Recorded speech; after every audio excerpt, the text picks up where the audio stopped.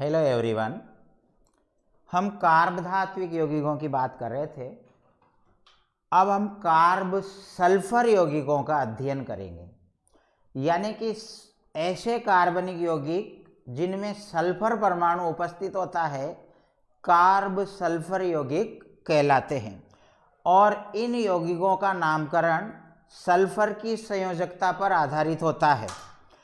जहाँ तक इनका, अगर किसी कार्ब सल्फर यौगिक में सल्फर ऑक्सीजन के समान द्विसंयोजी अवस्था में है, यानी उसकी संयोजकता 2 है, तो उन यौगिकों के नामकरण में हम ऑक्सीजन सजात के पूर्व थायो पूर्व लग्न लगाकर उनको प्रदर्शित कर सकते हैं। जैसे C2H5 C2H5, तो हम जानते हैं कि अगर यहाँ पर H की जगह पर O होता तो हम इसको डाई एथिल ईथर या सामान्य भाषा में केवल ईथर कहते।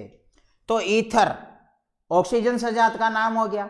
ऑक्सीजन सजात के पूर्व हमको केवल थायो पूर्व लग्न और जोड़ना है, तो इसका नाम हो जाएगा थायो ईथर।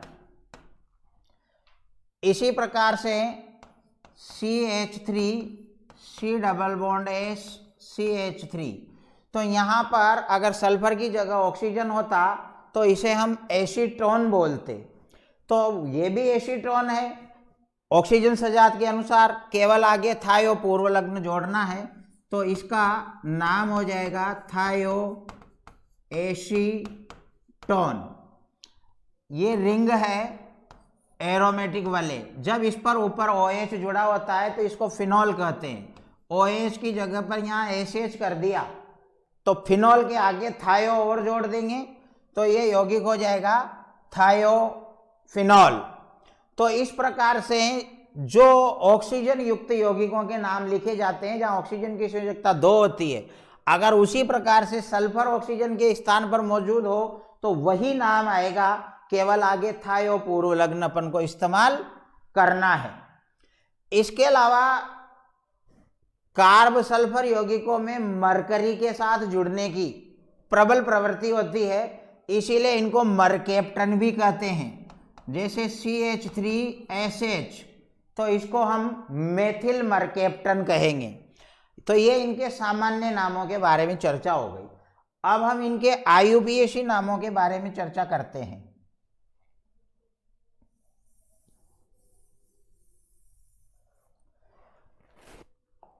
तो कार्ब सल्फर यौगिकों के IUPAC नाम उसी प्रकार से लिखे जाएंगे जैसे अपन ऑक्सीजन युक्त एल्कोहलों के IUPAC नाम लिखते हैं।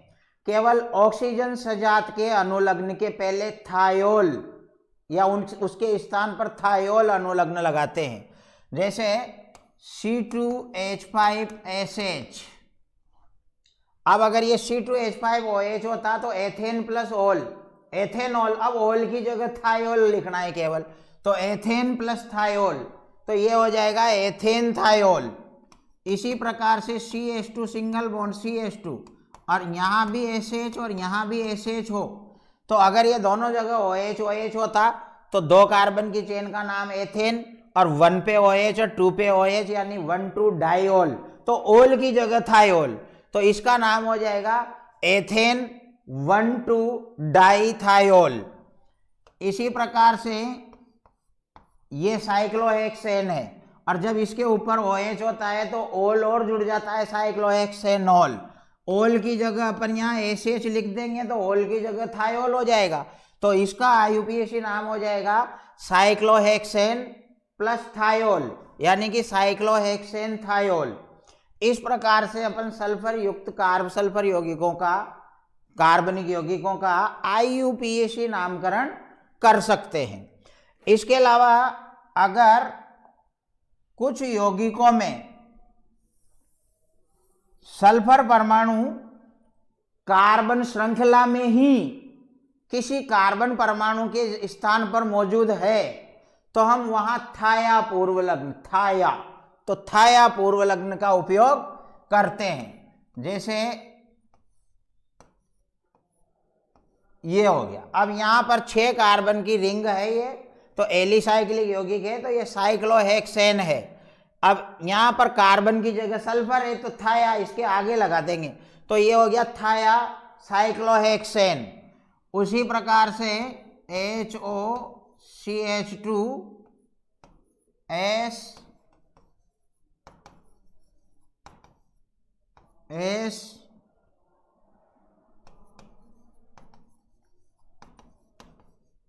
अब इस यौगिक के IUPAC के नाम की चर्चा करें तो जहां दो जगह पे सल्फर आया है, अगर वहां कार्बन होता तो ये चेन हो जाती 1 2 3 4 5 6।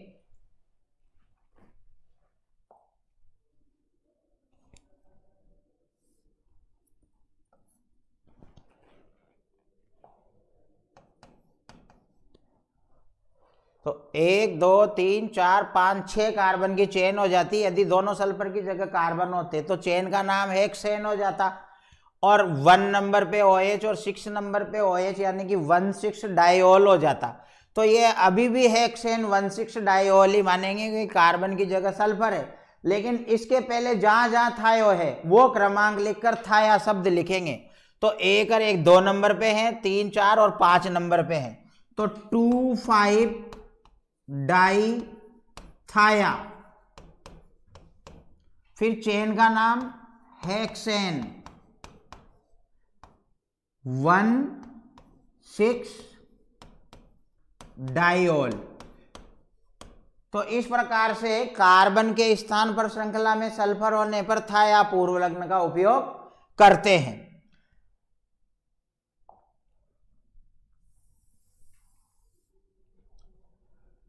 अब कुछ ऐसे यौगिक जिनमें सल्फर की ऑक्सीकरण अवस्था उच्च होती है, उनको कुछ विशिष्ट नामों से भी पुकारा जाता है।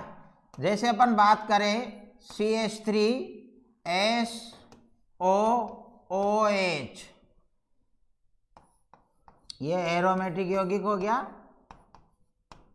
SOOCl।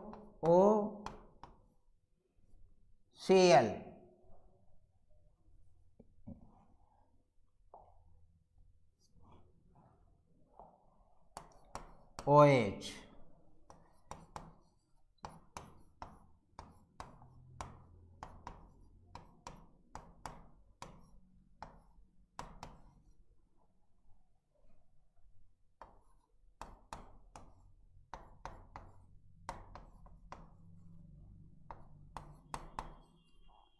अब ये SO2H सल्फिनिक अम्ल होता है, SO3H सल्फोनिक अम्ल होता है, SO2Cl सल्फोनिल क्लोराइड होता है, और केवल SO2 जब मध्य में होता है तो सल्फोन होता है। तो यहाँ एक कार्बन की चेन है, एक कार्बन की चेन का नाम मेथेन और SO2H सल्फिनिक अम्ल, तो इसका IUPAC नाम हो जाता है मेथेन सल्फिनिक अम्ल।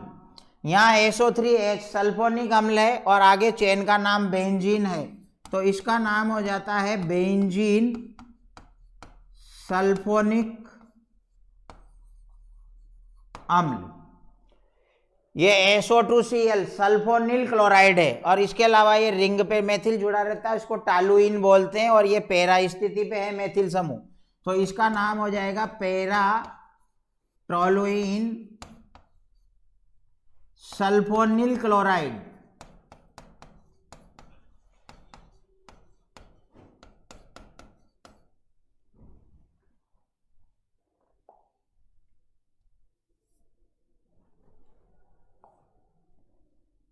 सल्फोनिल क्लोराइड, और ये सल्फोन है, इसके अलावा डाइमेथिल है, तो इसको हम बोलेंगे डाइमेथिल सल्फोन। इस प्रकार से ऐसे कार्बनिक यौगिक जिनमें सल्फर की ऑक्सीकरण अवस्था उच्च होती है, उन्हें हम इस प्रकार से विशिष्ट नामों के द्वारा प्रदर्शित करेंगे। अब हम कार्ब सल्फर यौगिकों की संरचना के संबंध में कुछ चर्चाएं करेंगे।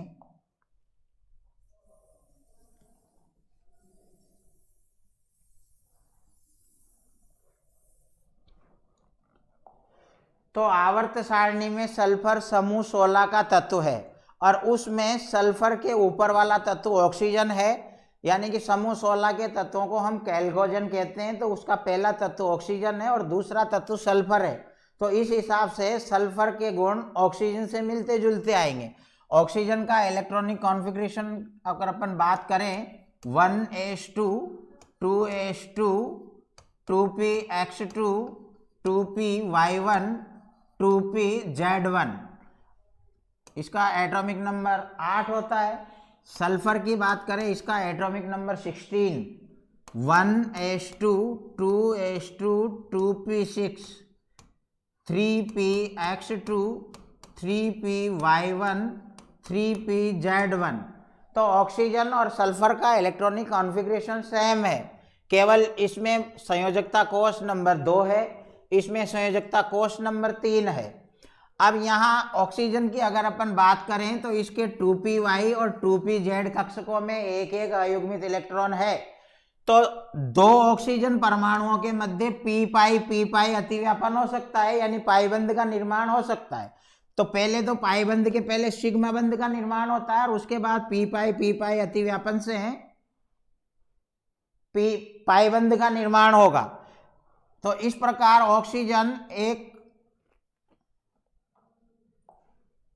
Oxygen O double bond O के रूप में एक द्विपरमाणु अणु के रूप में पाया जाता है, जो पर्याप्त स्थायी अणु है और ये गैसीय अवस्था में पाया जाता है। लेकिन यहाँ सल्फर में थोड़ी भिन्नता आएगी। सल्फर में भी 3py और 3pz कक्षक में एक एक अयुग्मित इलेक्ट्रॉन उपस्थित है, परंतु प्रॉब्लम यह है कि सल्फर का जो लास्ट अयुग्मित इलेक्ट्रॉन है वो 3p कक्षकों में उपस्थित है, जहाँ 3d रिक्त कक्षक भी होते हैं। और तीसरी कक्षा होने की वजह से सल्फर परमाणु का आकार बड़ा हो जाता है। तो दो सल्फर परमाणुओं के मध्य दूरी अधिक होने की वजह से इनके मध्य प्रभावी p अतिव्यापन नहीं हो पाएगा। उसके बदले में सल्फर सिग्मा बंधों का निर्माण करके S8 जैसे विशाल अणुओं का निर्माण करते हैं और ठोस अवस्था में पाए जाते हैं।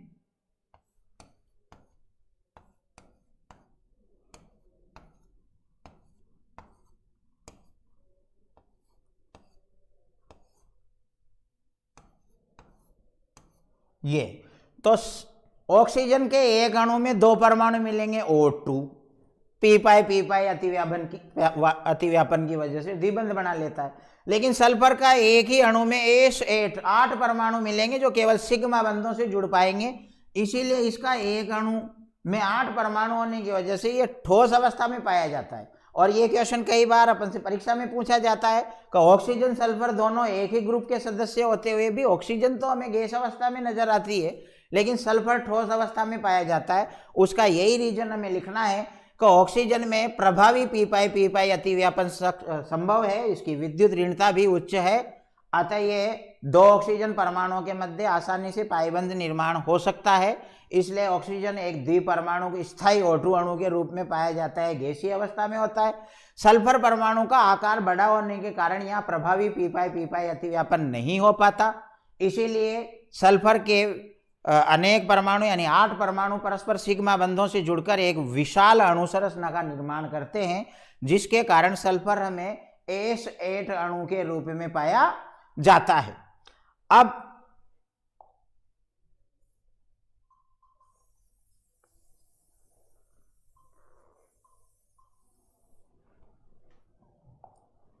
ऐसे अणु जिनमें S डबल बॉन्ड O आबंध पाया जाता है, तो S डबल बॉन्ड O आबंध वाले यौगिक p अतिव्यापन बिल्कुल दुर्बल है, तो ये बहुत अधिक स्थायी नहीं होते और रासायनिक अभिक्रियाओं में केवल मध्यवर्ती अस्थायी मध्यवर्ती के रूप में ही निर्मित हो सकते हैं, यानी थोड़े समय के लिए ही बन सकते हैं। और अगर अंतिम उत्पाद के रूप में प्राप्त होंगे तो द्विलक या त्रिलक के रूप में पाए, जैसे CH3 S की जगह O होता तो एसीटोन, तो ये थायोकार्बोनिल यौगिक हो गया।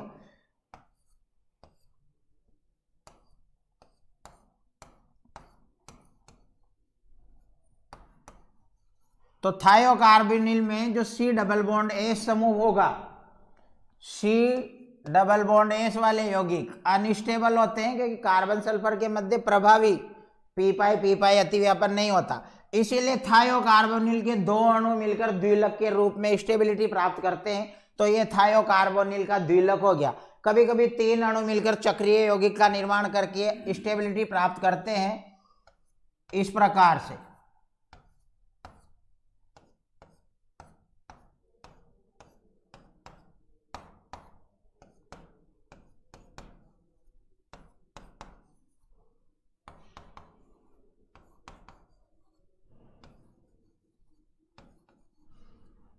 तो ये थायोकार्बोनिल का त्रिलक बन गया है। तो थायोकार्बोनिल यौगिक C double bond S unstable है, वो बात अलग है कि कार्बन डाइसल्फाइड स्टेबल है, इसमें भी सी डबल बॉन्ड एस होता है, ये कुछ अन्य कारणों से स्टेबल है। इसके अलावा अन्य सभी यौगिक जिनमें सी डबल बॉन्ड एस बंध पाया जाता है वो स्थायी नहीं होते, वो अभिक्रियाओं में बहुत अल्प समय के लिए अस्थायी मध्यवर्ती के रूप में ही बन पाते हैं और अंतिम उत्पाद के रूप में वो इस प्रकार से दो अणु जुड़कर द्विलक या तीन अणु जुड़कर त्रिलक या और अधिक अणु मिलकर बहुलकीय संरचनाओं के रूप में ही पाए जा सकते हैं।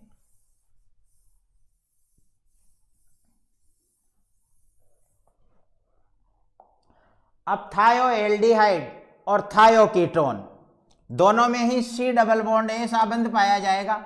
और अभी अभी हम चर्चा कर चुके हैं कि जिन कार्बनिक यौगिकों में कार्बन और सल्फर के मध्य द्विबंध यानी कि द्विबंध में एक सिग्मा और एक पाई बंध होता है, तो ये पाई बंध बहुत अधिक प्रभावी रूप से नहीं बन पाता सल्फर के बड़े आकार के कारण। तो सी डबल बॉन्ड एस बंध वाले यौगिक बहुत ज्यादा स्थायी नहीं होते। तो थायोएल्डिहाइड और थायोकीटोन में इस प्रकार के बंध होते हैं, इसलिए थायोएल्डिहाइड और थायोकीटोन स्टेबल नहीं होते।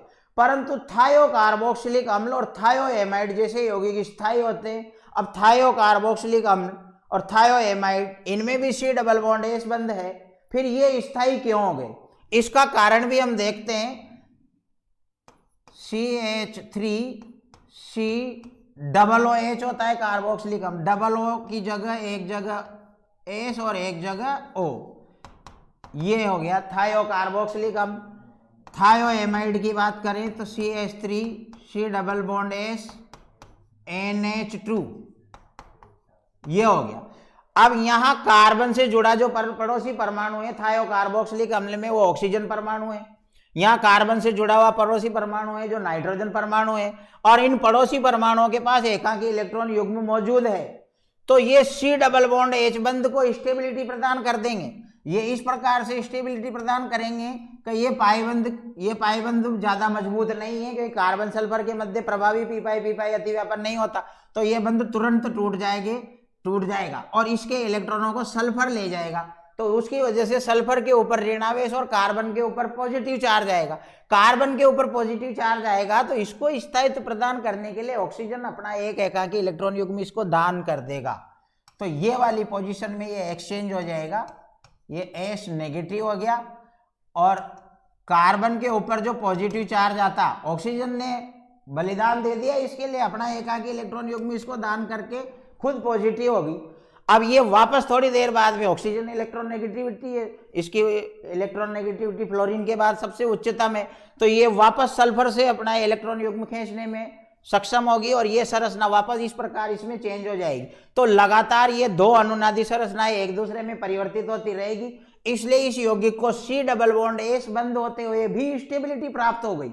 इसीलिए सी डबल बॉन्ड एस वाले यौगिक वैसे स्टेबल नहीं होते, लेकिन थायोकार्बोक्सिलिक अम्ल स्टेबल है क्योंकि इसके पड़ोसी ऑक्सीजन परमाणु के पास एकाकी इलेक्ट्रॉन युग्म है जो ये कार्बन को दान करके इसको स्टेबिलिटी प्रदान कर देता है। इसी प्रकार थायोएमाइडों में जो काम यहाँ थायोकार्बोक्सिलिक अम्लों में ऑक्सीजन ने किया था, थायोएमाइडों में वही काम नाइट्रोजन कर देगी। यहाँ नाइट्रोजन अपना एकाकी इलेक्ट्रॉन युग्म धन आवेशित कार्बन को प्रदान करके इसको स्टेबिलिटी प्रदान कर देगी।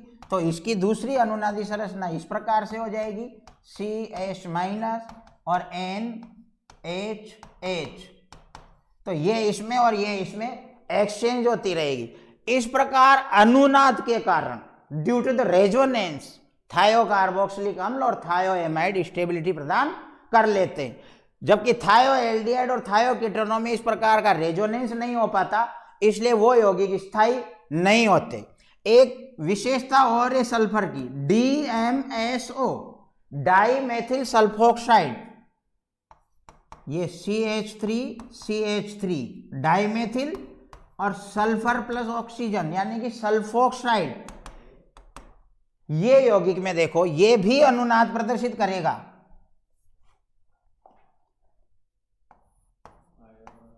यहां पर क्या है कि ऑक्सीजन इस पाइबंद के इलेक्ट्रॉनों को अपनी तरफ आकर्षित कर लेगी। तो CH3SO, तो ऑक्सीजन ने आकर्षित कर लिया तो ऑक्सीजन नेगेटिव और सल्फर पॉजिटिव।